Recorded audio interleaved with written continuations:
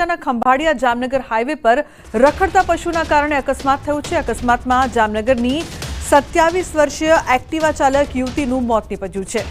તો દાંતા ગામ નજીક હાઈવે પર પશુ આડે આવતા અકસ્માત સર્જાયો હતો। અકસ્માતમાં ગંભીર રીતે ઘવાયેલ રાધિકાબેન વિઠલાણી નામની યુવતીને 108 મારફતે હોસ્પિટલ ખસેડાઈ હતી। હોસ્પિટલમાં સારવાર મળે તે પહેલા યુવતીનું મોત થયું છે।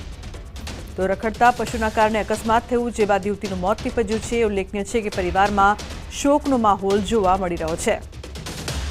દ્વારકામાં રખડતા પશુના કારણે અકસ્માતની ઘટના બની છે। 27 વર્ષીય યુવતીનું મોત નીપજતા રોષ પણ જોવા મળી રહ્યો છે। ઉલ્લેખનીય છે કે પરિવારમાં શોકનો માહોલ છે। દ્વારકામાં રખડતા પશુના કારણે વધુ એક જીવ ગયો છે।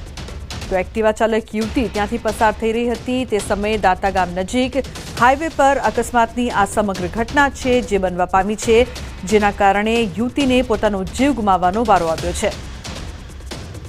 ઉલ્લેખનીય છે કે રખડતા પશુના ત્રાસથી આ વિસ્તારમાં પહેલા પણ અનેક ફરિયાદ અને રજૂઆત પણ થઈ ચૂકી છે। ત્યારે 27 વર્ષીય એક્ટિવા ચાલક યુવતીનું મોત નીપજ્યું છે। મુકુંદ જોડાયા છે ફોન લાઈન પર વધુ માહિતી આપવા માટે। મુકુંદ, જે પ્રકારથી યુવતીનો જીવ ગયો છે, આજે શું વધુ માહિતી, શું વધુ અપડેટ આ મામલે?